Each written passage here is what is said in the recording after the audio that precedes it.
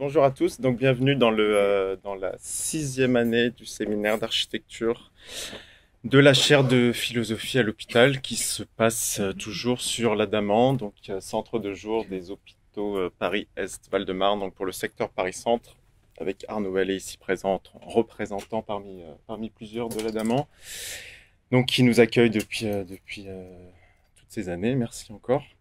Et donc voilà, séminaire qui se fait donc en partenariat avec les hôpitaux Paris-Est Val-de-Marne et en partenariat avec l'école d'architecture de Paris-Belleville qui est aussi représentée en force ce soir. Donc c'est l'année 6 qui démarre. Je vais faire une mini introduction et puis je vais laisser la parole à notre invité. Ça marche ou pas? Oui. Euh, Alors, juste pour vous présenter le programme de l'année. C'est bon. Présenter donc le programme de l'année qui cette année va se dérouler un peu différemment des années précédentes en termes de timing puisqu'on est plutôt concentré sur le premier semestre. Donc avec 6 séances. Première séance avec Anna dont je vais dire 2 mots tout à l'heure, bien sûr. On a une petite pause d'1 mois, puisqu'on va laisser la place aux tables rondes organisées par Elisabeth Tessaillant à l'école d'architecture de Paris-Belleville. Je vais redire 2 mots d'Elisabeth aussi tout à l'heure. Et puis, et ensuite, donc, à partir du 6 novembre, toutes les 2 semaines, avec une série d'invités, la Maison Perchée, donc un lieu de soins assez exemplaire qui existe depuis 1 ou 2 ans en plein cœur de la ville. Un lieu de soins donc destiné aux jeunes adultes atteints de troubles psychiques, qui est intéressant parce que c'est vraiment en plein cœur de ville avec une vitrine sur l'avenue de la République. Et ça, c'est intéressant par rapport au sujet qu'on va étudier avec les étudiants de Belleville en parallèle. Je vais vous expliquer. Deuxième séance avec Léa Mosconi, donc qui est architecte et qui est enseignante à l'école de Belleville et qui est spécialiste entre autres de la question du vivant en architecture. Séance suivante avec Magali Coldefi, qui est géographe à l'IRDES, qui va nous raconter la manière dont le soin psychique a été territorialisé dans l'histoire entre l'extérieur de la ville et la ville. Une séance le 18 décembre pour laquelle on n'a pas encore de contenu défini, mais on trouvera. Et puis une séance conclusive pour l'instant en janvier avec 2 artistes, Verdaguet et Péju, qui travaillent sur beaucoup de choses, y compris sur la relation entre vie psychologique et architecture, pour le faire rapidement.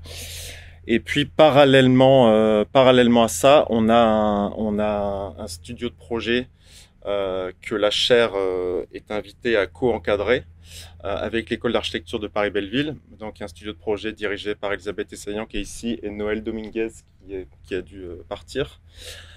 Donc ça prend la continuité et donc les étudiants qui sont là bien sûr, ça prend la suite j'en redis juste 2 mots pour que vous ayez un peu en tête ce qu'on a fait l'année dernière, parce que c'est vraiment la suite. Donc un travail de co-conception avec des patients qu'on a commencé à mettre en place là-bas, donc sur le site historique de l'hôpital Esquirol, dans l'idée de réfléchir à des scénarios de réaménagement d'un pôle sur place. Cette fois-ci, donc voilà, ça c'est quelques images de tout ça est disponible sur un site dont l'adresse est architecture et hospitalité Paris-Belleville. Ouais, voilà. Bon, quelques images de nos ateliers. Par contre, il faudra déplacer ça. Comment je fais? Voilà, comme ça. Quelques images des ateliers qu'on a imaginé là-bas avec les patients. Hop. Et puis ça s'est terminé par une exposition et on refera la même chose probablement cette fois sur le lieu de l'Adamant. Donc cette fois-ci, la commande entre guillemets passée aux étudiants et on a commencé, voilà, c'est tout nouveau, ça a commencé aujourd'hui, ça va se faire en concertation avec les soignants et les patients de l'Adamant. C'est de réfléchir cette fois à un lieu de soins psychiques en plein cœur de ville, en contexte hyper urbain, vraiment intramuros dans l'hypercentre de Paris. Et l'envie qu'on a, c'est pas simplement de réinterpréter des typologies de type centre médico-psychologique ou type hôpital de jour, mais d'aller un petit peu plus loin en reposant la question de la présence vraiment du lit d'hospitalisation en plein cœur de ville. Qu'est-ce que ça signifie? Par quelle typologie on peut essayer de remettre ça en place? Donc ça pose la question de l'acceptabilité, comme on dit, par le voisinage de ce type de lieu, la question de la visibilité sur la rue et la question aussi de la possibilité qui, selon nous, est une clé d'hybrider cette fonction hospitalière avec d'autres usages qui sont ouverts à la ville, qui peuvent permettre de mieux travailler peut-être la présence et l'acceptabilité de ce genre de lieu en plein centre-ville, notamment avec des usages en rez-de-chaussée qui peuvent être partagés. Et puis ce travail-là va se faire, c'est le pari de cette année, de vraiment monter d'un cran ce qu'on a commencé à esquisser l'année dernière, c'est-à-dire de monter des vrais protocoles de participation avec des soignants et avec des patients. Donc ça, on vous tiendra informé au fur et à mesure des séminaires de ce qu'on produit. Et puis ça se terminera par une exposition ici. Juste quelques mots sur la présence d'Anna Schaffper ce soir, donc qui est à ma droite. Donc Anna, architecte que certains d'entre vous, pas mal pour les architectes, connaissent, puisqu'elle est à la tête, avec d'autres, d'une des agences les plus intéressantes du moment selon l'avis de beaucoup, les plus engagées dans une démarche écologique. Oui, une agence dont le travail, selon moi, représente bien ce que peut être une fonction soignante de l'architecture.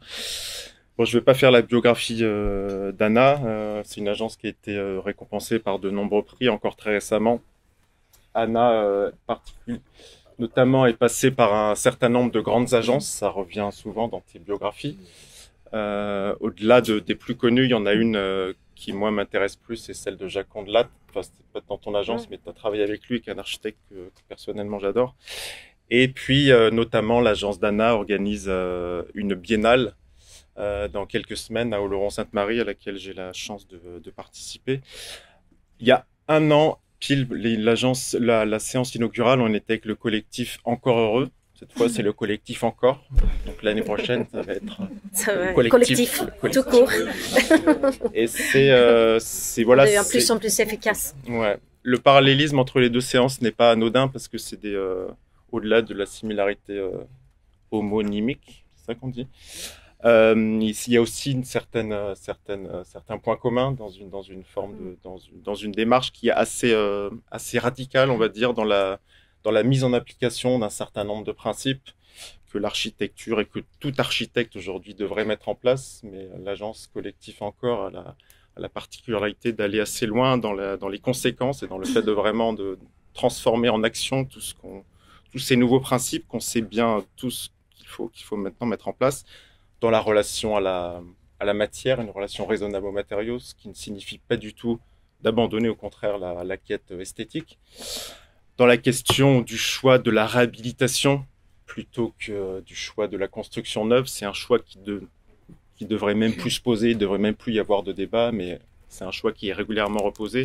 Et là-dessus, je pense que l'agence défend une position qui est quand même assez claire. Et puis peut-être là où l'agence c'est le plus exemplaire, c'est dans la question du territoire, dans la question de l'impact du processus de construction et même avant du processus de conception sur une échelle territoriale, l'impact des déplacements que l'architecture produit en termes de personnes, en termes de matière, en termes de ressources, en termes d'usagers. Et donc ce choix de travailler sur un territoire défini, de s'installer donc dans le Béarn et de travailler principalement, sauf exception, dans un territoire vraiment limité, ce que certains appellent le circuit court, et de se donner comme règle du jeu de travailler vraiment là, avec cette idée que c'est pas que le Béarn c'est le nouveau Berlin, comme tu as dit à l'architecture d'aujourd'hui un jour. Donc il y a aussi la possibilité ça veut dire que c'est aussi un territoire de création, avec peut-être la possibilité de créer là-bas des choses que dans des territoires plus contraints, on ne pourrait plus créer. Bon, je vais pas en dire beaucoup plus. Parce qu'après, j'ai rien à dire, moi. Voilà, faut quand même te laisser un petit peu. Maintenant, je peux plus dire Béarn, c'est le nouveau Berlin. Non, ça y est, c'est moi qui. Ça y est, c'est moi.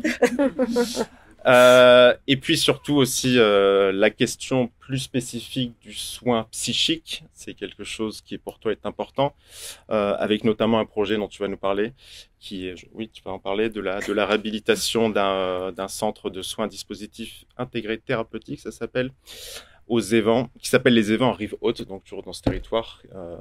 Voilà, donc là on est vraiment en plein dans nos sujets ici. Et puis, je vais te laisser la parole. Oui, j'aimais bien. Bon, moi aussi, merci beaucoup pour l'invitation. Je suis très heureuse d'être là. J'ai suivi de près votre travail ici depuis un bon moment. Quand tu m'avais contacté l'automne dernier, j'étais vraiment très contente de pouvoir dire oui. Après, ça a pris évidemment un peu de temps avant que j'étais là. Et donc, ça fait 1 an que j'ai hâte de venir ici, mais je suis en retard quand même. Donc, effectivement, mon bus était en retard et donc j'arrivais ici en retard. Et j'avais justement le dernier projet, les évents que nous n'avons pas commencé à construire encore. C'est encore en étude. Et quand c'est encore en étude, c'est évidemment énormément de travail. Et donc, c'est très difficile de faire la sélection. Donc, j'allais le faire le dernier minute. Mais je pense que ça, c'est bien de montrer quelque chose. C'est un peu comme une espèce de désordre et on va finir avec cet énorme désordre. Je pense que ça sera très bien. L'attention comme méthode, tu avais écrit, Eric, c'était bien, tu avais enlevé le travail et je trouve que c'est bien aussi parce qu'effectivement l'attention comme méthode de vie, parce que le travail c'est aussi la vie et méthode de l'attention, qu'est-ce que ça peut être? Chez une que vous connaissez sûrement. J'espère que j'ai pas fait des fautes d'orthographe. Oui, de la petite accent, tu as dit je viens de Suède en fait. Donc parfois je parle un peu n'importe comment. Je prends la liberté de mettre les mots dans l'ordre que je veux et ça donne parfois des choses un peu étranges, mais ça me plaît beaucoup. C'est une certaine liberté. Donc l'attention est la forme la plus rare et la plus pure de la générosité. C'est quelque chose que je répète souvent pour moi-même, chaque fois quand je fais le projet. Et c'est le début du projet, mais c'est aussi tout au long du projet. Et si on arrive à travailler bien, ton projet, il va porter cette attention et il va continuer à porter attention aux habitants plus tard. Parce que c'est ça l'architecture. Si on laisse l'architecture un tout petit peu libre, que l'architecture aussi peut prêter attention. Si on pense que l'architecture peut être comme un organisme vivant qui interagit avec les personnes qui sont là, ça veut dire qu'on peut créer une sorte d'architecture qui n'est pas figée, où il n'y a pas une architecte avec un petit couronne qui a tout décidé et qui contrôle tout, mais qui laisse la place aux habitants de continuer à innover et prêter attention.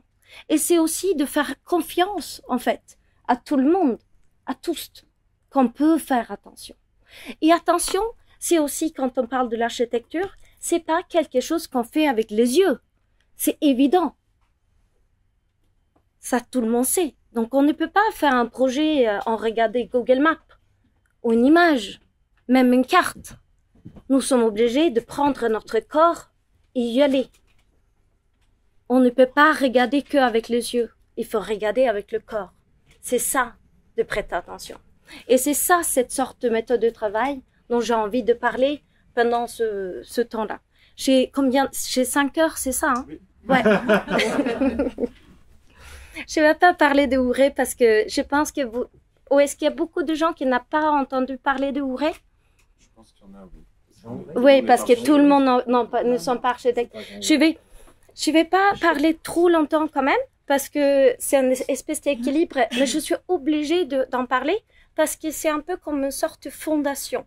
Ça fait 12 ans que j'ai quitté Paris, et bon, encore plus longtemps que j'ai quitté la Suède, évidemment, mais ça fait 12 ans qu'on a quitté Paris, et qu'on s'est installé dans le Béarn et Pays Basque. Nous sommes vraiment pile poil entre Béarn et Pays Basque, dans les Pyrénées-Atlantiques. Et on a trouvé, ou je sais pas, on ne sait pas si c'est nous qu'on a trouvé, ou c'est Ouré qui nous a trouvé. C'était, donc là je vais faire un petit manifeste pour une maison vivante, mais ça arrive. Nous avons trouvé cette ferme qui avait l'air comme toutes les sortes de fermes au Pays Basque. Je ne sais pas si vous connaissez Pays Basque un tout petit peu, mais il y a l'espace central dans les fermes, ça s'appelle les scats. Et cet espace central, c'est quelque chose où on laissait rentrer les vaches, les brebis. C'était complètement fermé, sans aucune lumière.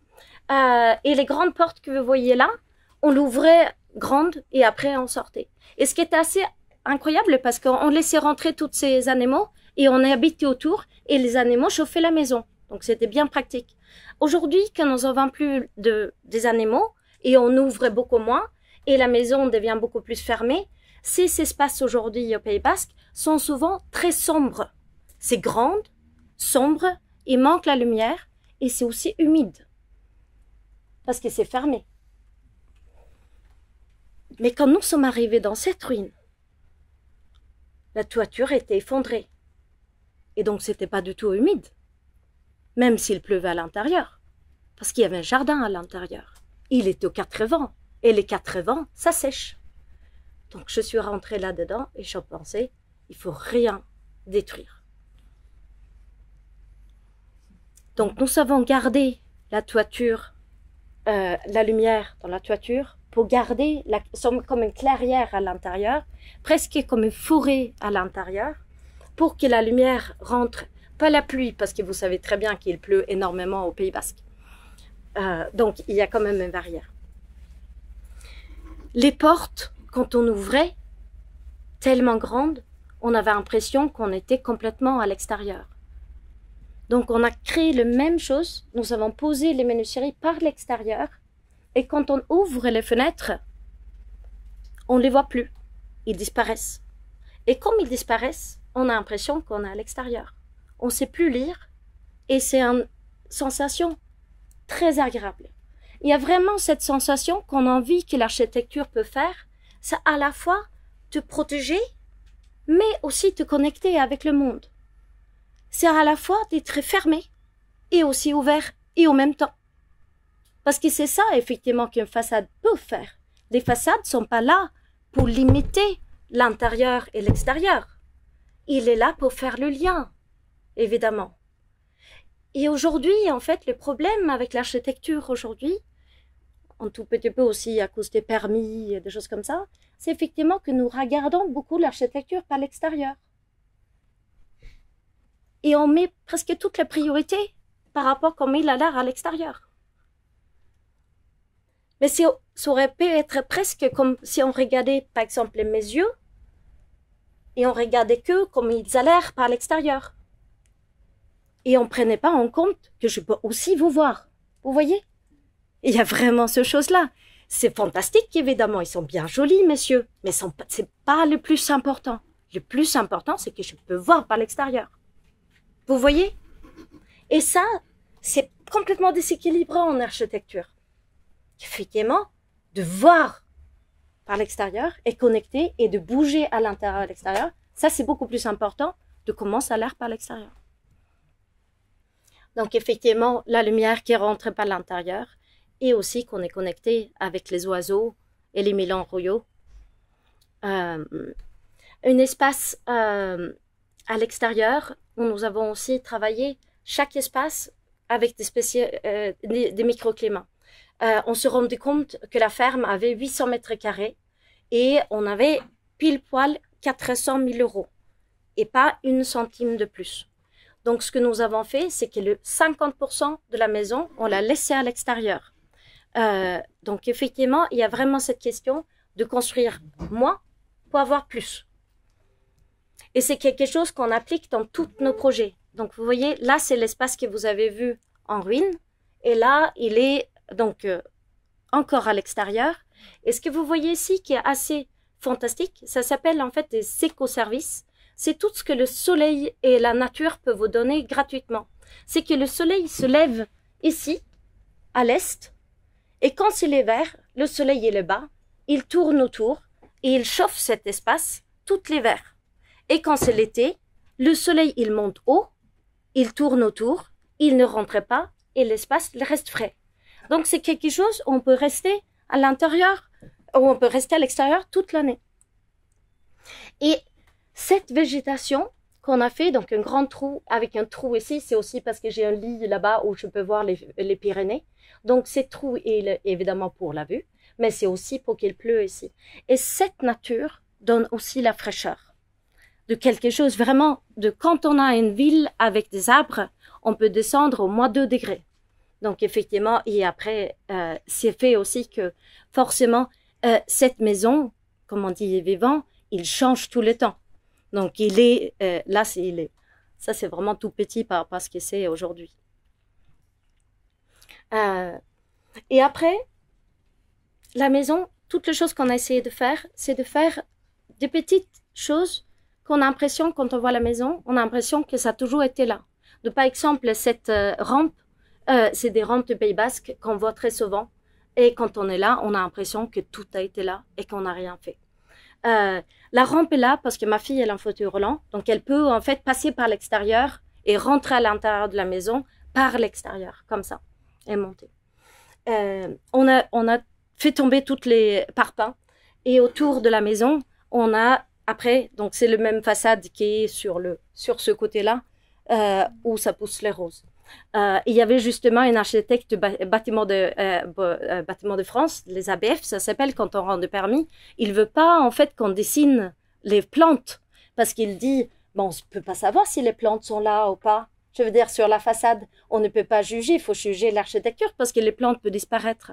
Mais je peux dire que dans cette maison-là, les roses sont 1000 fois plus importants que la façade. Les roses, c'est pas seulement que ça change tout le temps, c'est aussi les ombres et la lumière et surtout les odeurs. La salle de bain est à l'extérieur. La salle de bain est à l'extérieur, pas seulement pour prendre une douche au soleil le 1er janvier quand il fait froid dehors ou se baigner quand il pleut, mais surtout pour la nuit, je sors pour aller aux toilettes et regarder les étoiles. Et sans frimer, je peux dire que j'ai le plus bel plafond du monde. Donc avant et après. Donc ça, c'est la base et c'est là où nous sommes, dans les Pyrénées-Atlantiques. Et après, juste à côté, 5 minutes en vélo, nous avons nos bureaux, c'est une ancienne tannerie que nous avons transformée en bureau. Il était un peu en ruine et il est au bord de gaves. Nos rivières, ça s'appelle pas des rivières, mais des gaves. Et ça, c'est le gave d'Oleron qui passe juste en dessous. Nous avons en fait trouvé une image où cette toiture-là n'existait pas dès le début. Cette petite rangée de poteaux ici, il était en haut ici, en fait, et là, c'était aussi un balcon. Donc, en fait, on a transformé le bâtiment pour faire la même façon. On a prolongé la toiture et fait un balcon sur les 2 niveaux. Voilà. Ce balcon, effectivement, vu de l'extérieur. Et après, on a ouvert les façades bien pour justement intégrer le Gave et les Pyrénées. Et nous avons travaillé dans la même façon qu'on a fait à Ouray, où on a fait une grande ouverture et on a mis toutes les menuiseries par l'extérieur. Et quand on les ouvre, nous travaillons vraiment sur un belvédère sur le Gave, où on a les Pyrénées au fond et on ouvre de 2 côtés aussi. Donc on a un côté au sud et un côté au nord. Et cet côté au sud où il y a le Gave qui est dans la fraîcheur pendant l'été, et après le côté nord où on a planté des bouleaux et on a des fleurs qui donnent vraiment la fraîcheur. Et ce qui est très important, autant pour les habitants, pour les bâtiments quand on habite, et aussi pour les bureaux, ça doit toujours avoir un côté au chaud et un côté au frais. Parce que c'est ça qui fait que l'air bouge tout seul. Et on n'a pas du tout besoin d'avoir des machines qui font du bruit. Il faut juste, en fait, créer les bonnes conditions pour ton bâtiment, pour que lui, il puisse respirer comme vous et comme nous.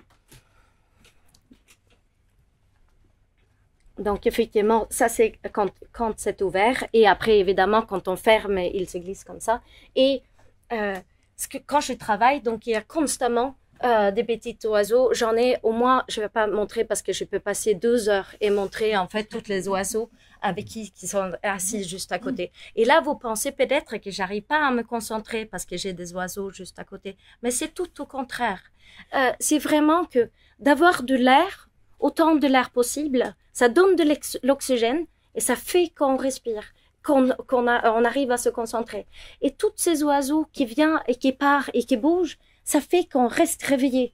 Et ça donne aussi, effectivement, cette sorte d'émerveillement qui fait que ça donne le jus pour le travail. Parce que c'est un travail de l'architecture, tous les architectes qui sont là, les jeunes étudiants, c'est un travail qui est très stressant. Donc, effectivement, ce stress-là disparaît totalement quand il y a un petit oiseau qui s'assoit aussi légèrement comme ça. Parce qu'en comparaison, toute fenêtre ou tout détail qui est un peu raté, ça vaut rien si on compare avec cet oiseau. Et si on arrive juste à faire en sorte que les oiseaux continuent à s'asseoir ici, c'est pas très grave si on rate l'architecture. Il faut juste le mettre, le paquet et notre intérêt et notre argent au bon endroit. Et c'est ça. Donc effectivement, et là, j'ai réussi. Je suis un peu contente de moi-même là, en fait, aujourd'hui. Vous voyez, tac. Et c'est cette question-là qu'on peut demander, pour qui construisons-nous? Évidemment, il faut faire attention aux habitants, mais à tous les habitants. C'est pas que les êtres humains. Et si on ne pense pas aux oiseaux, aux vers de terre et aux chauves-souris, ils vont pas être là. Donc il faut trouver des moyens qui sont tous là. Parce que comment voulez-vous comprendre que votre survie dépend de Martin Pêcheur, comme vous l'avez jamais vu dans toute votre vie? Vous me croyez peut-être pas, mais votre vie dépend de Martin Pêcheur. Et donc, il faut absolument faire en sorte que vous le voyez depuis votre fenêtre, si vous êtes architecte ou pas architecte d'ailleurs. Parce que le monde ne se construit pas tout seul. Le monde, nous le construisons ensemble, tous ensemble. Et cette question de Martin Pêcheur, c'est un travail de commun. Il n'y a aucune raison qu'on habite à Paris sans Martin Pêcheur. Et après, effectivement, il y a toujours cette question de laisser la place et d'être des avocats ou d'être des architectes paresseux. C'est toujours essayer de faire le moins possible. Dès qu'on peut garder quelque chose comme ce mur-là en bois qui était là au bout, on le garde, si on peut. On essaye toujours de faire le moins possible.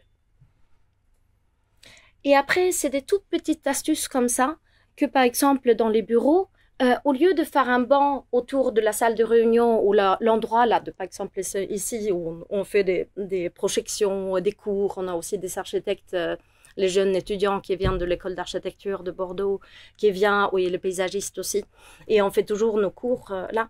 Et au lieu de faire des bancs normaux, on les a fait un tout petit peu plus profond, donc ça coûtait pas beaucoup plus cher, donc 80 cm, et là il y a aussi un petit double lit. Ça veut dire qu'effectivement, qu'on peut, si on veut, ça donne la possibilité de faire une sieste. Et si on donne la possibilité, on le fait. Et si on fait des siestes, on rêve ensemble. Et je pense effectivement, c'est tellement important de faire ça ensemble, quand on travaille ensemble. Et tout lieu est à la fois cuisine et salle de réunion. Donc effectivement, tout peut faire plusieurs choses. Et après là, vous voyez cet espace-là, et je peux dire peut-être que c'est à cause de cet espace que nous habitons dans les Bernes et pas à Paris. Parce que cet espace-là ne peut pas exister à Paris. C'est un espace qu'on peut avoir en plus. Parce que chez nous, il y a beaucoup d'espace. Beaucoup plus qu'ici. Donc ça nous coûte très peu cher. Et on a plus de temps aussi. Ça veut dire effectivement que cet espace-là peut rester vide. C'est ça quand on parle de Berne, c'est le nouveau Berlin. C'est pas de créer une espèce de culture comme ça, mais c'est juste effectivement d'avoir un peu plus d'espace, d'avoir un peu plus de temps, de pouvoir partager. Ça peut créer des choses qu'on n'aura jamais pu imaginer sinon. C'est effectivement, c'est de laisser la place à cet inconnu qu'on a du si mal à faire si chaque centimètre carré est compté par rapport à l'économie. Et tous les espaces sont utilisés tout le temps.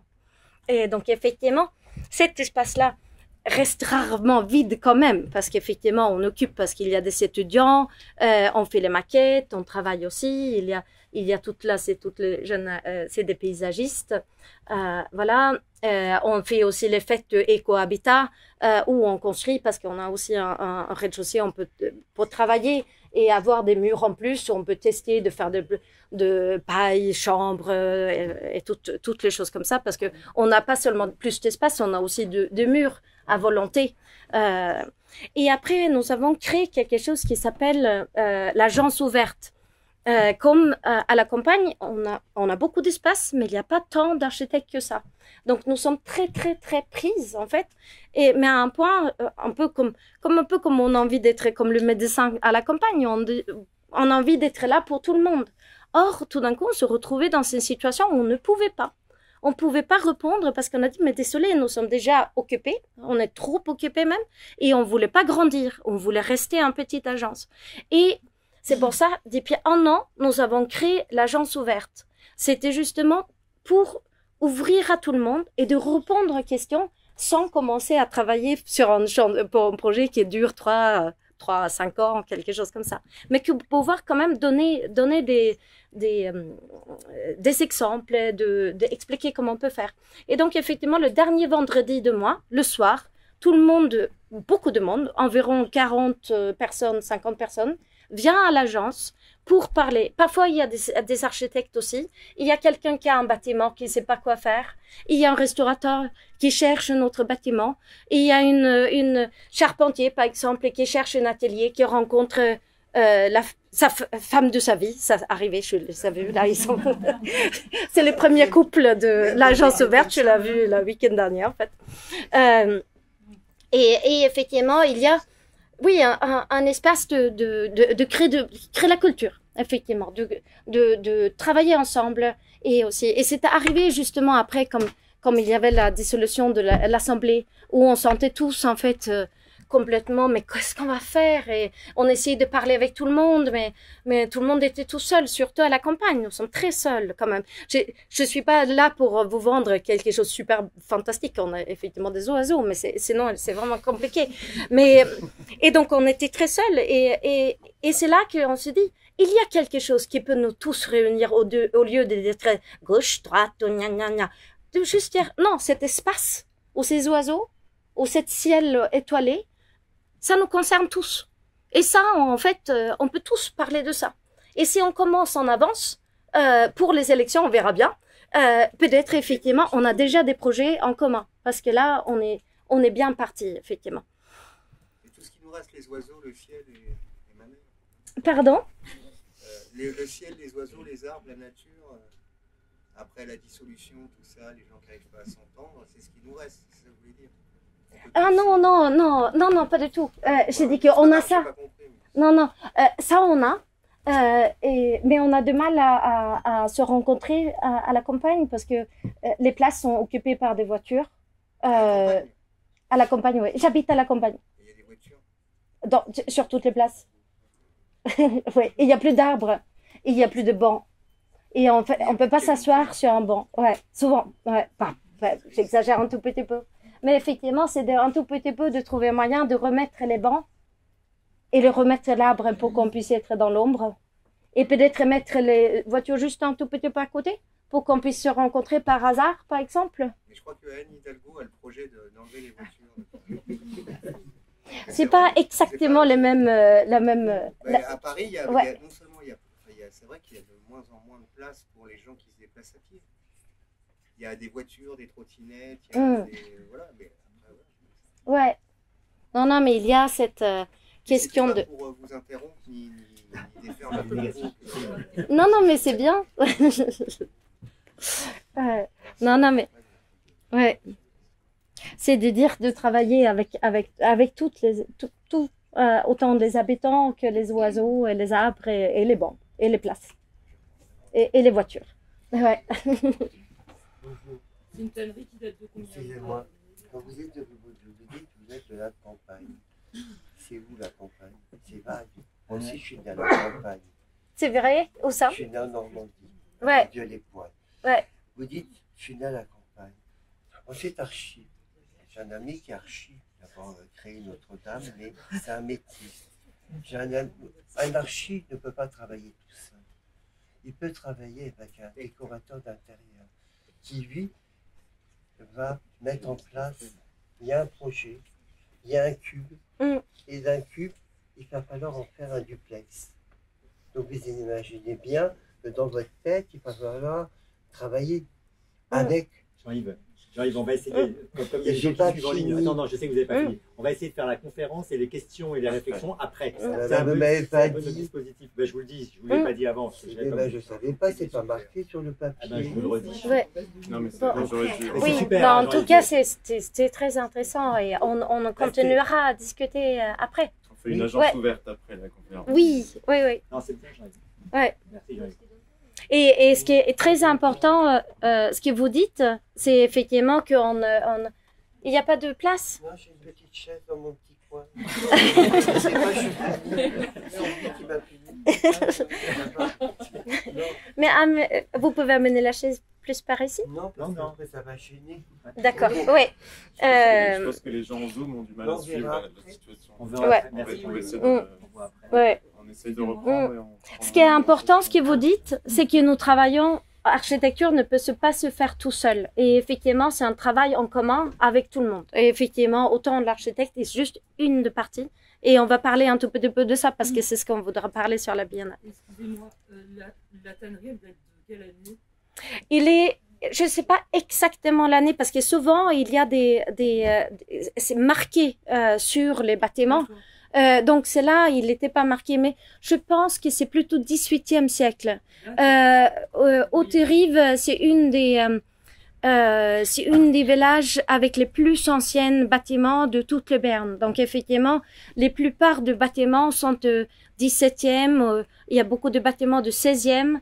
Et Ouray, par exemple, les personnes ont demandé, on n'a aucune idée, mais vu la taille des murs, qui sont 80 cm d'épaisseur, on pense aussi que c'est peut-être à peu près ce temps-là aussi. Voilà.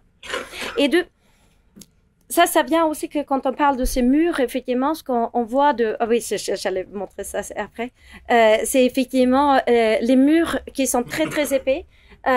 Et on a mis, en fait, laissé en haut, surtout ce que vous voyez en haut ici, on a laissé les galets complètement à nu. Et on a isolé par l'extérieur. Donc, effectivement, on a mis de béton chanvre à l'extérieur qu'on projette. C'est un mélange de chanvre et de la chaux qu'on projette sur le mur par l'extérieur. Et à l'intérieur, on peut se permettre de garder les murs en pierre. Et ces murs en pierre, où il fait si chaud chez nous, c'est eux qui gardent la fraîcheur. C'est quelque chose de complètement incroyable. Même à Ouray, que vous voyez, notre maison, il y a des si grandes fenêtres. On rentre à l'intérieur et il fait frais. Tout le monde demande, mais vous avez la clim. Et même, ça m'arrive d'avoir des pulls quand il fait 40 degrés dehors à l'intérieur. Tellement il fait frais. Les murs en pierre, c'est justement quand on dit éco-service, les murs en pierre, c'est gratuit. Quand ils sont là, je veux dire. Et il faut surtout pas les condamner parce qu'effectivement, il sait faire des choses. Il faut aussi, effectivement, comme les yeux, pas parler que de l'architecture, comment il a l'air, mais dire qu'est-ce qu'il peut faire.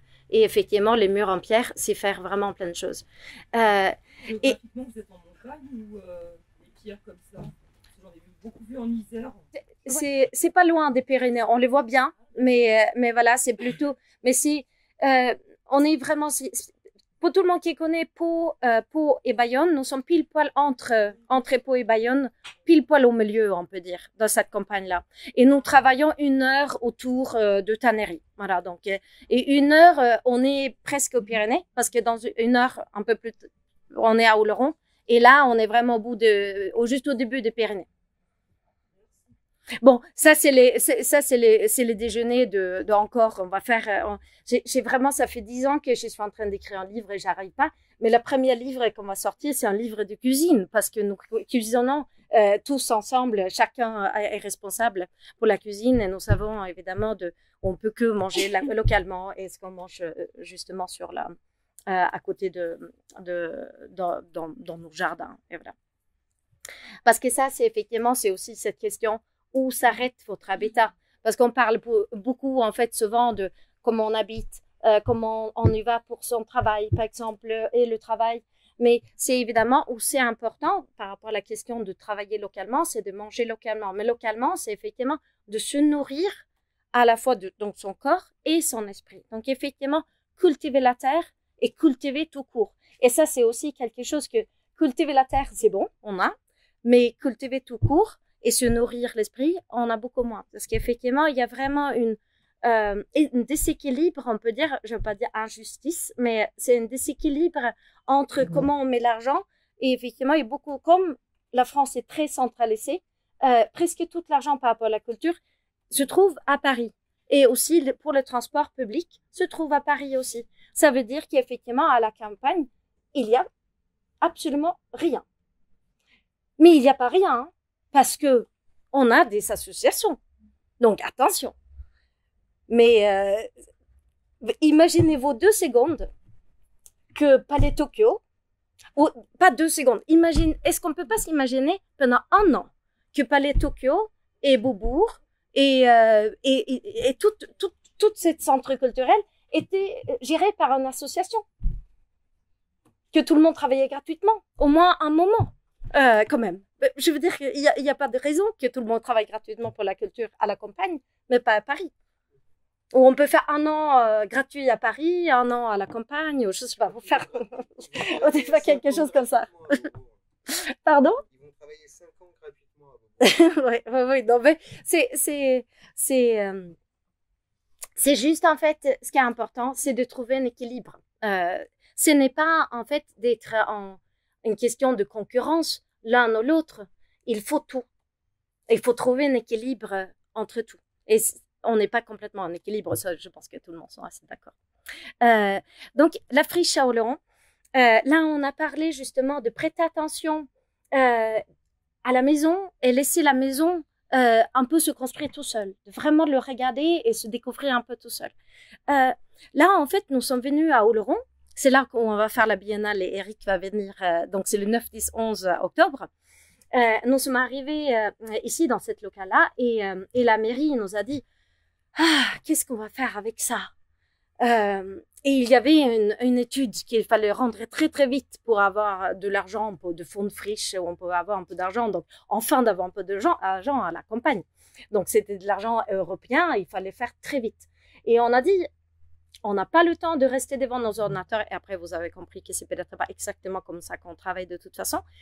Très peu de temps, qu'est-ce qu'on fait? On va directement sur place. Et ce qu'on a fait, justement, c'est que nous sommes allés, toute l'équipe de collectif encore, on s'est bien habillés, on a loué un petit camionnette et on a déposé tout le faux plafond dans l'espace. Et pourquoi est-ce qu'on a fait ça? C'est parce que comme c'était un bâtiment public, personne pouvait déposer le faux plafond en vitesse parce qu'il fallait faire un appel d'offres, il fallait faire voilà toute voilà. Donc finalement donc j'ai signé où je prenais la responsabilité de toute l'équipe de collectif encore. On voulait travailler avec les enfants aussi d'Oloron, mais ça on n'avait pas le droit. Donc c'était un peu moins drôle, mais c'était pas très grave parce que le moment quand on a ouvert les portes, tout le monde sont venus. Et ils avaient normalement pas le droit de venir, mais c'était pas très dangereux quand même. Et ce que se passe, en fait, de prêter attention dans ce façon-là, donc je parle pas seulement de regarder, mais aller sur place et travailler sur place. Et en fait, la compréhension du monde par ton corps, par tes pieds, par tes bras, et aussi de rester assez longtemps pour rencontrer tout simplement les personnes par hasard, ça fait qu'on avait une vision et une compréhension de ce lieu-là qu'on n'aura jamais pu avoir si on avait resté et travaillé et fait des super jolis 3D devant notre ordinateur. Bon, ça se parle pas à tout le monde qui n'est pas architecte, mais vous pouvez imaginer quand vous voyez toutes ces super jolies images, ça se fait pas tout seul, hein. Il faut beaucoup, beaucoup de travail pour faire ça. Et quand tu veux le changer, pour le moindre chose, il faut beaucoup, beaucoup de travail encore. Donc, effectivement, c'est vraiment une question de où est-ce qu'on met où est-ce qu'on, c'est priorisé, où est-ce qu'on met notre temps.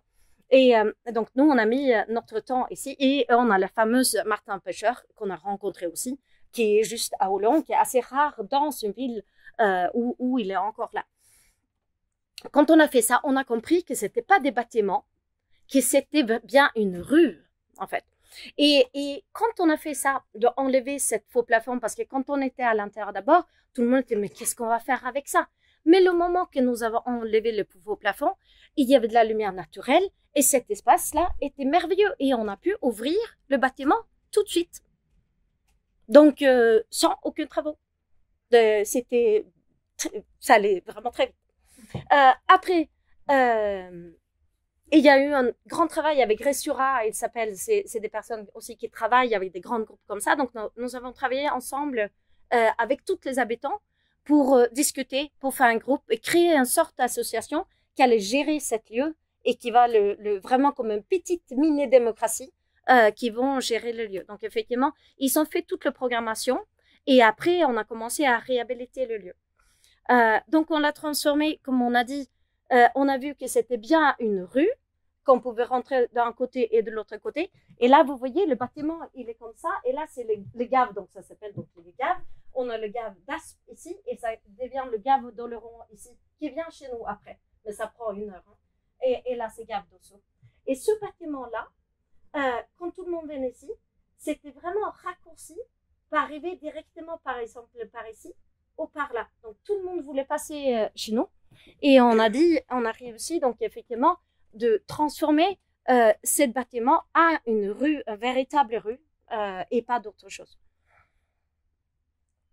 Et quand il devient une rue, il transforme complètement le centre, parce que Oloron, c'est vraiment plusieurs petites îles comme ça, plusieurs îles, il y avait plusieurs villages qui se mis ensemble, et donc ils sont restés séparés.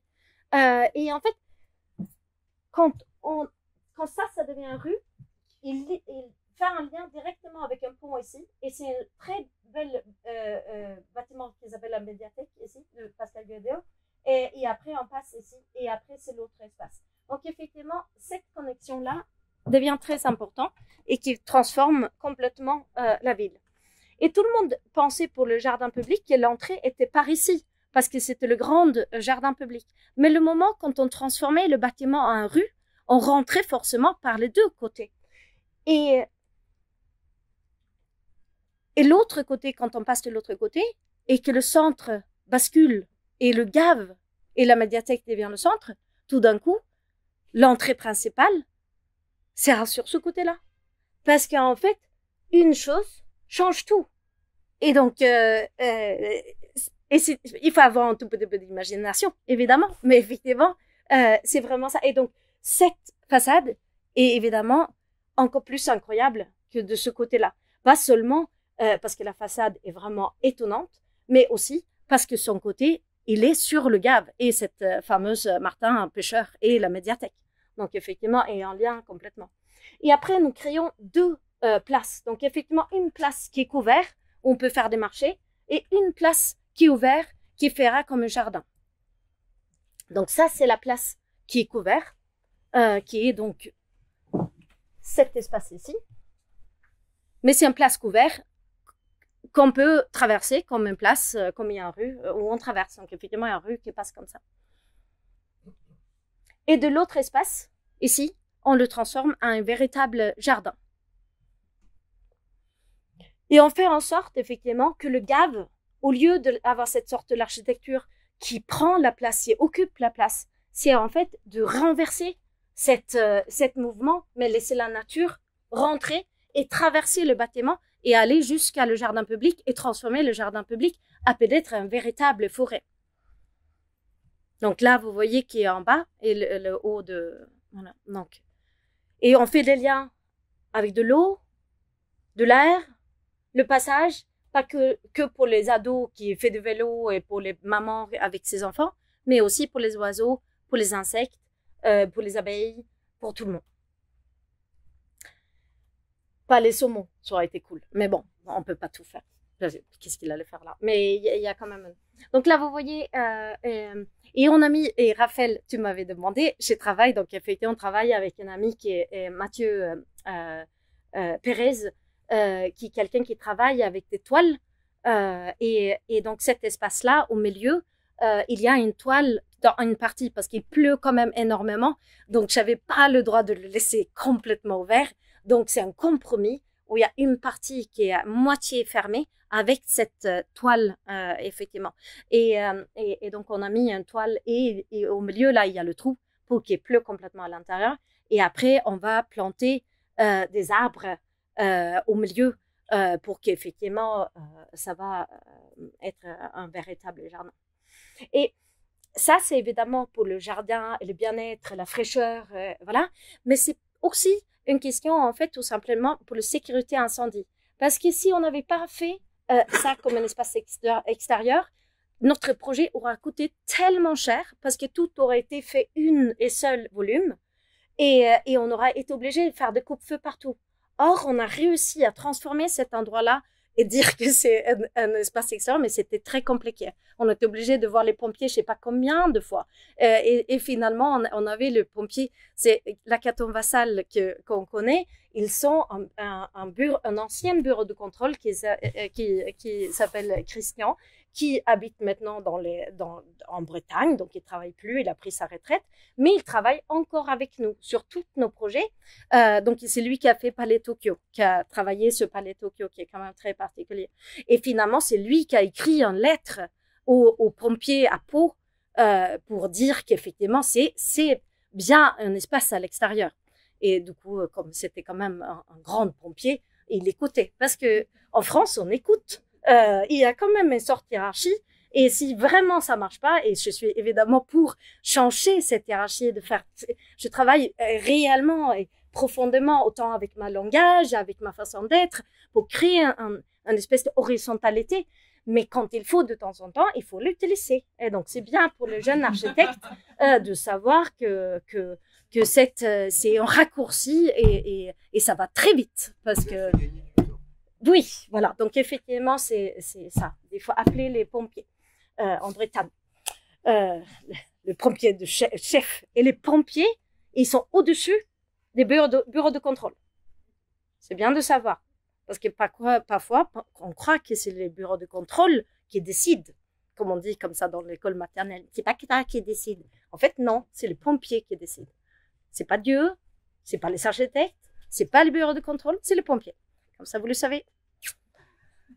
Voilà. Bon, les carrefours. L'idée, c'est aussi que ce bâtiment n'est pas seulement un carrefour dans la ville, mais que c'est aussi un carrefour dans notre territoire. Parce que nous savons tellement peu que quand il y a de l'argent de l'Europe qui arrive à Oloron, il faut que ça soit un espace pour tout l'environnement. Donc, l'idée, c'est de vraiment à la fois que Oloron, comme il est au milieu où il y a des forêts qui appartiennent à Oloron, il y a aussi des maraîchages, voilà, et que ça soit vraiment un lieu où on peut faire les marchés, où tout le monde peut venir, mais aussi on peut construire et utiliser la forêt qui est juste à côté.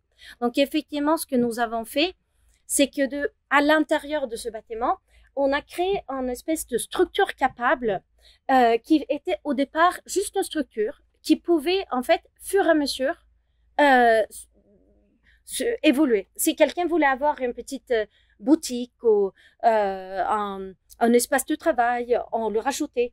Et au départ, c'était que comme une espèce de ponton, on pouvait rester et voir. Et voilà, donc effectivement, quelque chose qui peut évoluer. Donc, un peu comme Berlin, qui était vide au départ et au fur et à mesure se remplissait. C'était comme une petite structure de Berlin, tout vide. Et sauf que très vite, il se remplit, même pendant qu'on en est en train de faire le projet, parce qu'il y avait la radio Oloron, qui est pile poil au milieu ici, donc complètement fermé.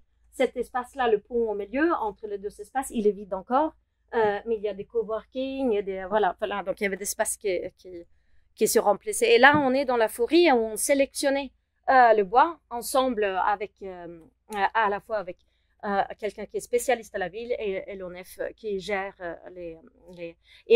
et en fait, on avait un demande qui était un peu particulier, c'est qu'on voulait garder les troncs d'arbres bruts et de les avoir le plus minces possible, que c'était un tout petit peu compliqué comme demande. Donc, on est allé vraiment mesurer tous les troncs d'arbres. Et après, en fait, quand on les a coupés, on l'a ramené dans la ville. Et après, toute la ville, ils ont écorcé ensemble. Nous avons tous écorcé les troncs d'arbres ensemble. On a même fabriqué des petites outils pour que l'école maternelle, même tout le monde, ouais, c'est pas bien de laisser les enfants travailler, mais même les enfants sont travaillés. Donc, nous avons tous travaillé pour faire notre structure en bois qui est en train de se construire maintenant. Ils sont écorcés les arbres, enlever l'écorce. Donc, ah oui, c'était pas, non, mais en Suède, tout le monde travaille, je veux dire, surtout le bois. On a des écoles, en fait, on a l'école de bois, non.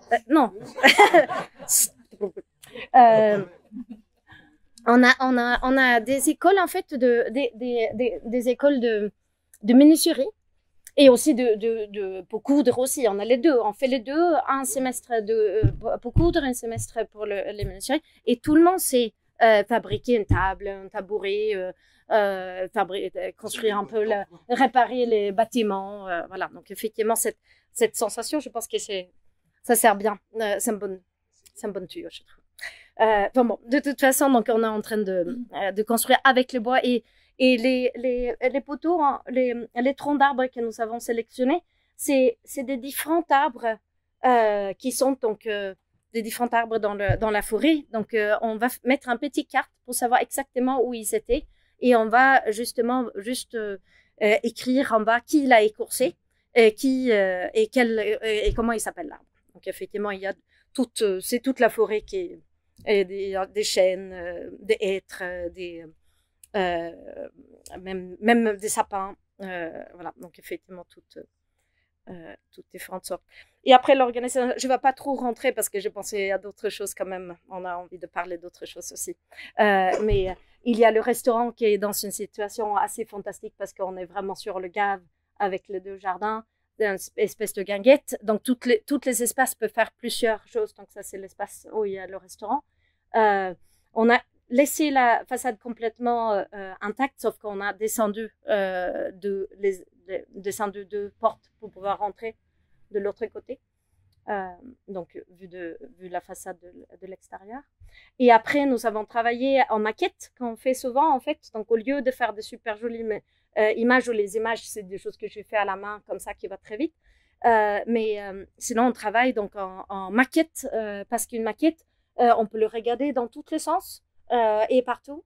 Et tout le monde peut vraiment comprendre de quoi on parle. Et ça aide aussi beaucoup avec les artisans aussi. C'est un outil qui est vraiment très bien quand on a un grand groupe, une maîtrise d'ouvrage qui est très grande en fait pour se réunir et parler. Et puis, ça ne ment pas non plus. Voilà, donc effectivement, là, on est en train de fabriquer. Et après, donc, il y a des cultures et des sports et des formations de coworking. Mais ça, donc, il va être... si vous venez, quand vous venez, je veux dire, au Laurent, à la Biennale, donc le 9, 10, 11, vous pouvez venir visiter le chantier. Donc, il n'est pas complètement fini encore, mais voilà. Vous faites des chambres d'hôtes? Il y a des chambres d'hôtes à Oloron. Oui, oui. De toute façon, il y a des très bonnes chambres d'hôtes à Oloron. Donc, ça, c'est Oloron avec le Gave, où on voit le Gave d'Aspe. Et là, vous voyez le pont, là, cette pont-là. Sur cette pont, le samedi soir, le 11, on fera la fête, on va danser sur le pont d'Oléron. Exactement. C'est ça qu'on va faire sur cette pont-là. Parce que c'est ça aussi, effectivement, en tant que parce qu'il y a des jeunes architectes qui vont prêter serment et en fait, ils vont danser pour ne plus jamais oublier qu'ils sont bien encore, en fait. Parce que c'est ça, effectivement, en tant qu'architecte, c'est tellement important d'avoir les pieds sur terre et la tête dans les étoiles. Ou au ciel, ça dépend si c'est jour ou nuit. Mais donc du coup, effectivement, on va danser sur ce pont-là et tous ensemble, avec toute la ville aussi. Et ça se voyait pas, mais évidemment, il y a des truites et des saumons qui sont dans l'eau aussi, effectivement. Et il s'appelle en fait, nous sommes le paysage, cette biennale.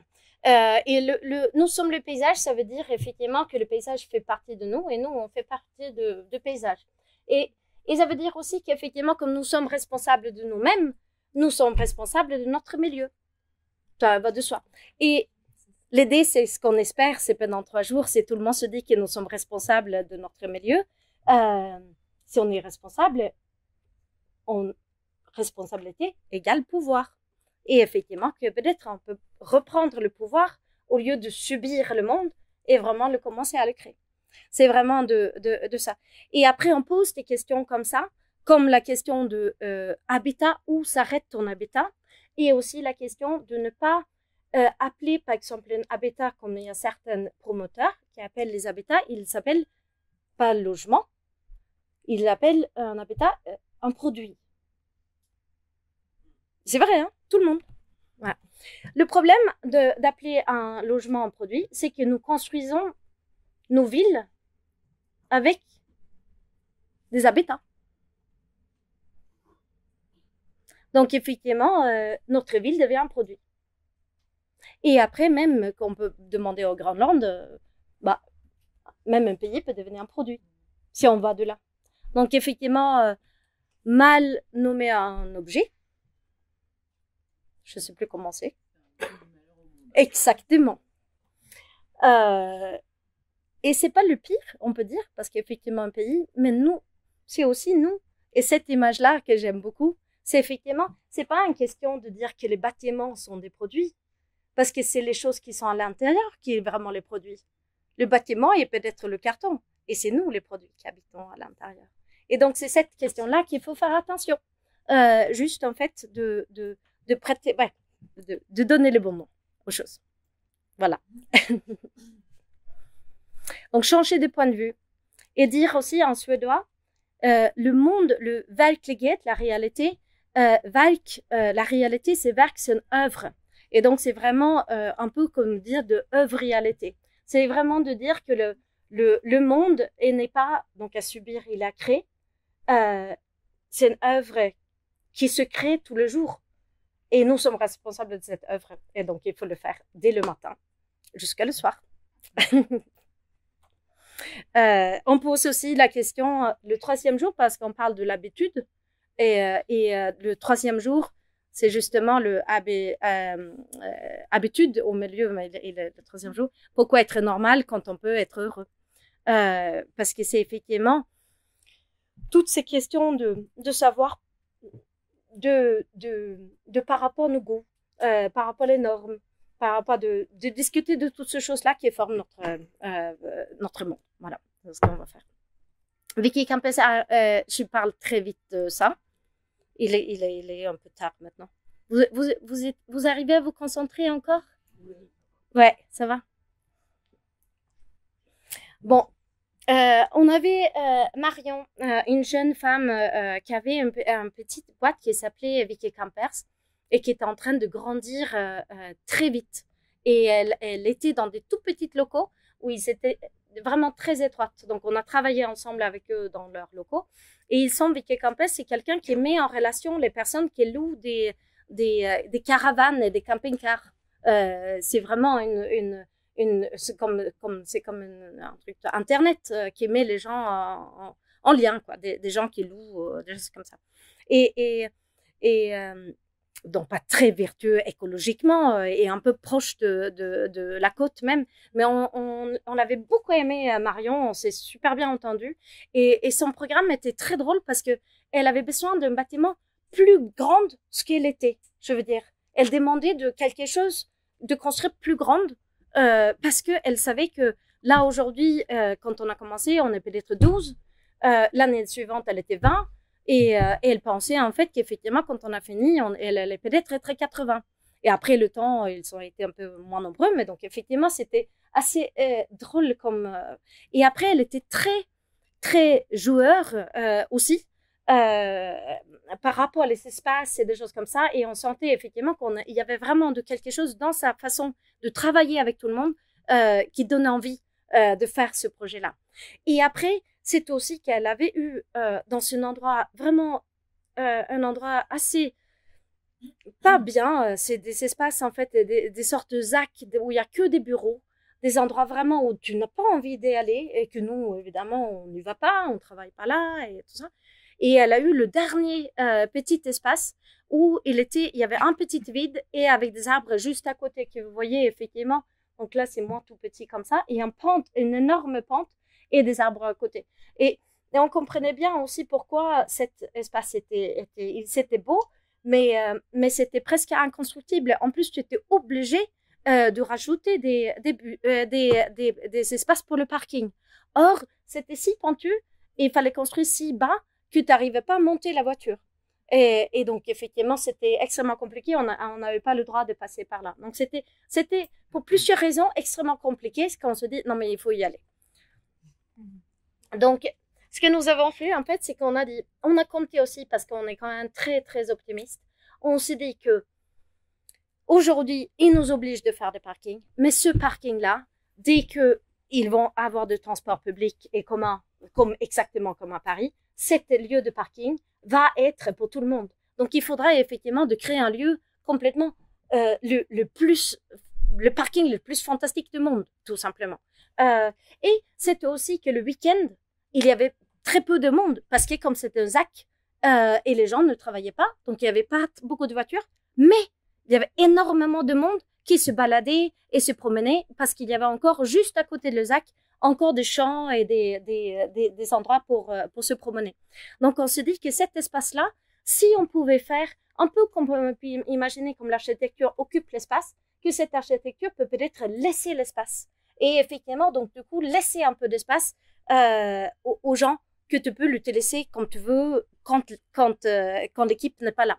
Donc là, vous voyez dans la coupe, c'est que quand on passe la rue est sur ce côté-là, et là, il y a le parking ici. Et c'est quand on passe ici, pourquoi il est joli le parking, c'est parce que quand je passe, il n'y a rien.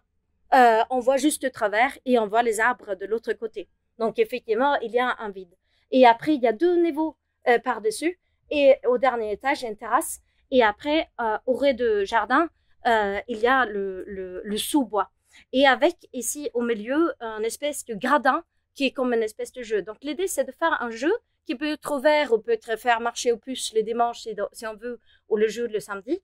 Et ici, de faire un lieu comme une agora où on peut se parler, discuter et de faire les fêtes ici en bas. Et après, d'avoir un jardin voilà, avec de l'eau, de l'ombre. Et racheter aussi des arbres parce qu'il y avait beaucoup d'arbres ici et une arbre ici. Et après, racheter encore plus des arbres pour être encore plus dans la forêt.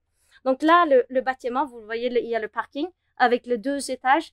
Et après, à l'intérieur, effectivement, il y a une structure en poteau-poutre de béton très efficace, mais qui garde effectivement cette inertie de fraîcheur et avec les balcons qui passent loin devant pour faire en sorte que le soleil ne peut pas rentrer l'été, mais il rentre l'hiver. Et après, qui te permet aussi de tourner autour et une certaine liberté où tu peux rentrer et sortir partout où tu veux. Et que le bâtiment est un tout petit peu dégagé pour que ça fasse un petit pont et la nature qui vont pousser ici. Et là, il y a le gradin qui descend ici. Voilà, on voit là, et il y a le gradin qui est en dessous et le jardin comme ça. Et après, l'économie était très efficace. Il fallait encore une fois faire en sorte que tous les espaces étaient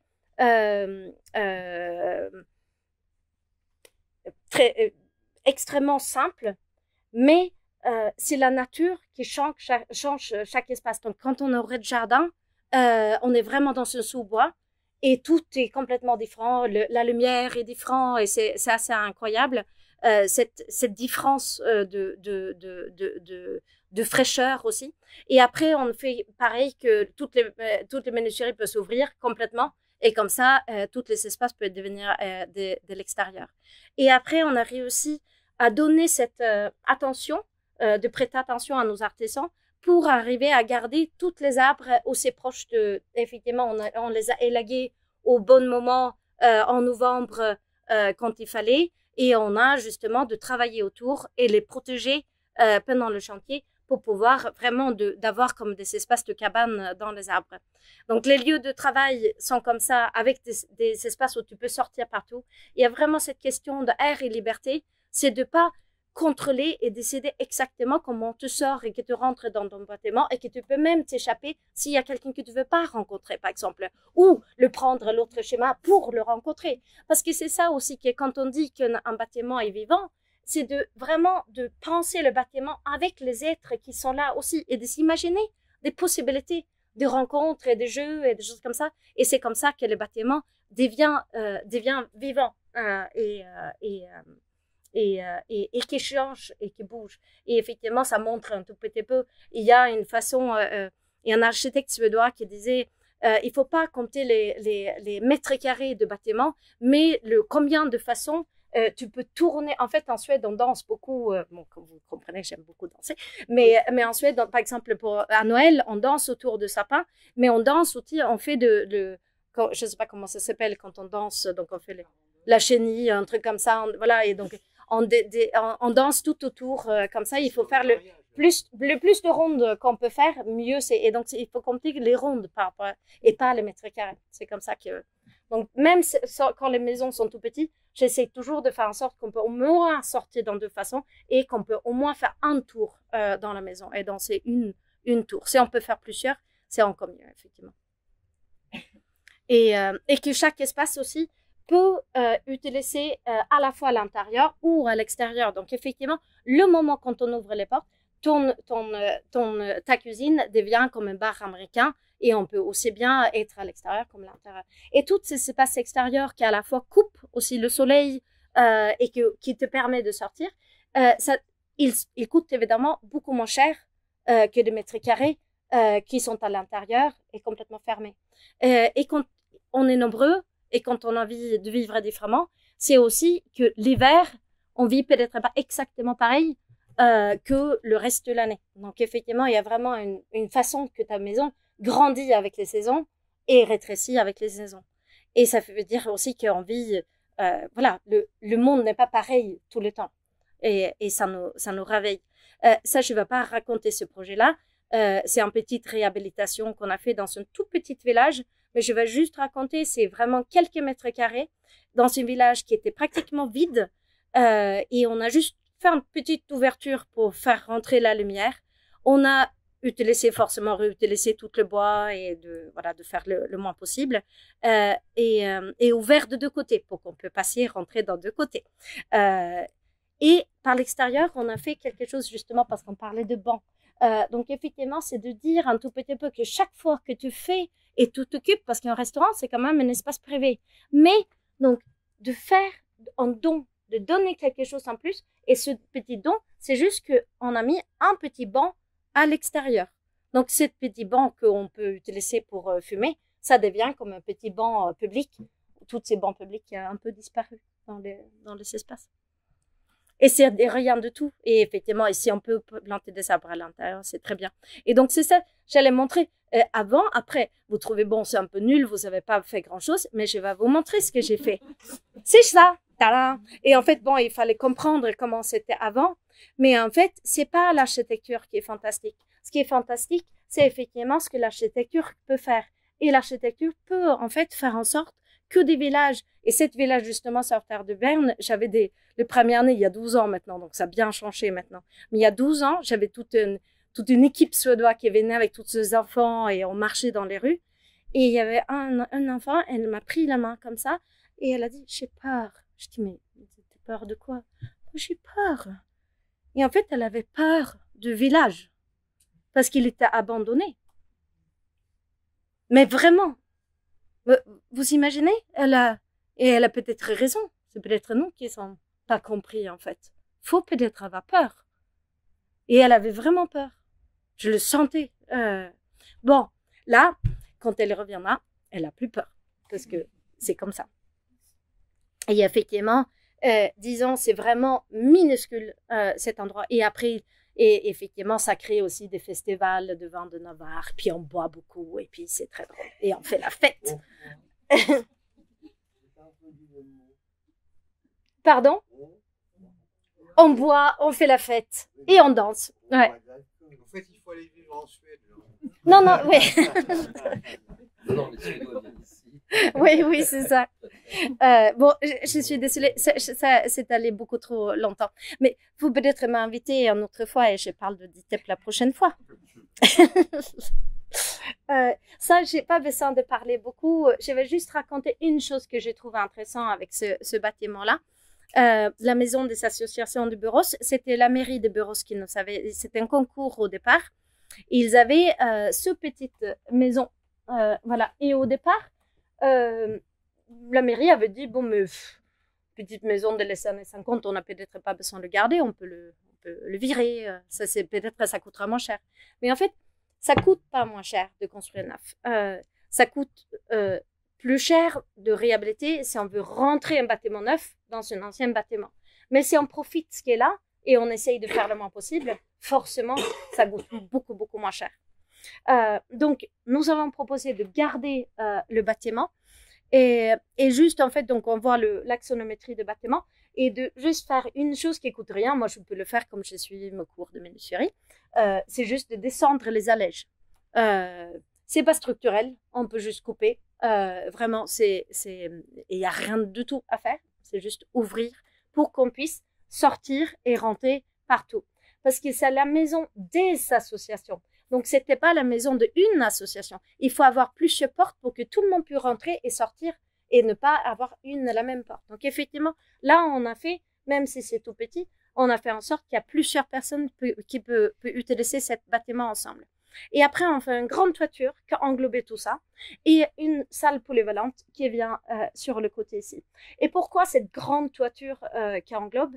C'est justement toujours la même chose, de créer un microclimat, de créer quelque chose qui fait en sorte qu'on coupe le soleil l'été et qu'on le fait rentrer l'hiver.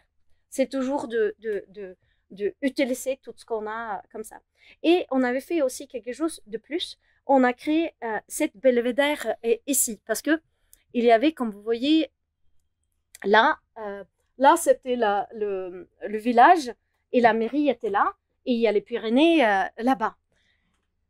Et on se dit, en fait, ce qui est de créer un belvédère complètement ouvert, qui fait justement un bâtiment qui ne coupe pas, mais qui lie la vue, la mairie, la place de la mairie et le village. C'était cet espace-là. Et après, quand on a fait ça, ils ont dit, bon, mais c'est super et c'est pour ça que vous avez gagné, mais on le veut pas. Ben, mais pourquoi? Parce que c'est trop bien. Mais pourquoi c'est trop bien? Non, mais c'est trop bien, on va être dérangé. Bah oui, c'est ça. Parce que si c'est trop bien, tout le monde va vouloir y aller et ça va faire des bruits. Et c'est ça, effectivement. Qu'est-ce qui se passe aujourd'hui? Au lieu de construire la ville avec le désir, avec le plaisir, avec ce qu'on veut, on le fait que par les contraintes. Et par non, pas ci, pas ça. Mais en fait, si on enlève toute nuisance, tout bruit, toute chose, tout banc, parce que les bancs, c'est aussi des nuisances, c'est exactement comme ça, les bancs. On se rencontre plus. Il n'y a plus rien. Il n'y a plus de vie. Comment faire? Du coup, on a fait un deuxième. On a fait 2. Comme ça, il y a une temps calme et une temps avec des bruits. Et donc, la toiture est devenue encore plus grande. Et il y a un endroit où on peut faire des bruits et un endroit où on peut faire des... Il faut juste trouver un moyen de plus jamais se laisser faire avec des comportements comme ça. Parce que une ville, un monde est plus ou moins vivant. On le sait. Et souvent, beaucoup moins vivant que plus vivant. Et donc, effectivement, c'est notre responsabilité de faire en sorte que ça soit le plus vivant tout le temps. Donc, effectivement, la fameuse belvédère numéro 1, qui était trop bien et qui n'a pas le droit de faire des bruits, et le lien entre l'espace et les Pyrénées. Et l'espace autour qui crée le microclimat et qui fait aussi que tu peux rentrer, sortir partout, et un tout petit peu en hauteur pour qu'il en crée comme il a à la fois, c'est que j'aime beaucoup à la fois une pierre de coups, qui est à la fois un endroit pour marcher, mais aussi des bancs où on peut être tout autour. Voilà. Et après, vous voyez, ça c'est le bâtiment qui est réhabilité avec les allèges qu'on a juste descendues et avec les portes où on rentre et sort partout. Donc, voilà. Et le grand espace polyvalent à l'intérieur, avec des toutes petites astuces comme ça, de rien du tout, mais les lampes qui sont ici et à l'extérieur, c'est des lampes spéciales qui est fait pour d'être à l'extérieur. Donc, on a l'impression comme c'est les mêmes lampes à l'intérieur et à l'extérieur que l'espace contenu, parce qu'on le lit comme ça. Et c'est pareil avec le sol. Aujourd'hui, il y a des thermiciens qui disent non, mais pour la lumière, ça compte pas si vous enlevez ce qui est en dessous par rapport à la lumière. Mais on sait très bien que si on descend jusqu'en bas et les yeux lient jusqu'à dehors, on a l'impression que tout cet espace-là nous appartient. Et si on a l'impression, on le sent. Et effectivement, encore plus à Paris, que chaque mètre carré est important. Donc, descendre les allèges pour faire en sorte que l'espace contenu, les tout petits espaces comme ça, fait en sorte que tu as une sensation de grandeur. Or, ça coûte beaucoup moins cher. Placement, placement, placement. Donc là, on les voit à l'extérieur, effectivement, comme ça. Et après, on a fait le jardin aussi. Je n'ai pas eu le temps de prendre des photos. On a fait un grand jardin avec des cerisiers aussi qui est en train de pousser. Voilà. Les évents arrivent. Il y a 2 projets. Voilà. Je pense que je vais finir là, parce que là, il est tard. Et peut-être que effectivement, je reviendrai pour parler des autres. Ouais. Ce que se passe, en fait, les 2 derniers projets, c'est des projets qui ne sont pas construits encore. Et en fait, normalement, je ne parle pas des projets avant qu'ils sont construits. Bah, pourquoi? Parce que pour les mères et tout ça, si tu en as parlé, c'est quand même beaucoup plus fatigant de construire que parler. Puis en plus, quand tu construis, tu vas faire des erreurs et tu vas être très critiqué. Or, si tu parles, c'est quand même bien plus facile et ça coûte moins cher aussi. Donc, dès que si tu communiques un peu plus, un peu trop, très vite, tu peux dire que voilà, mais on s'arrête là, effectivement. Je fais juste le dernier. Attends, je vais faire comme ça. Je vais juste finir avec la vie encore. Donc, effectivement, en suédois, encore, c'est un petit cours de suédois, mais une série, et voilà. En suédois, exister ou vivre, ça veut dire finna-still. Et finna, en suédois, ça veut dire trouver. Donc, pour trouver, il faut chercher. Donc, effectivement, si nous créons un ville ou un monde où il n'y a pas la place pour la recherche, si on essaye de tout contrôler, on ne peut plus chercher. La ville et le monde deviennent beaucoup moins vivants. Donc, effectivement, c'est un peu la base de la création. C'est trouver cette façon de pouvoir chercher et continuer à trouver tout au long. Et aussi laisser nos bâtiments pour les étudiants de continuer à faire ça. Et pour le DISDEP que je n'ai pas raconté, mais avec quand on parlait avec la directrice Céline, on avait comme mot pour savoir que tout allait bien, on a dit, vous avez l'impression que vous ne savez pas où vous allez, vous êtes sur le bon chemin. Voilà.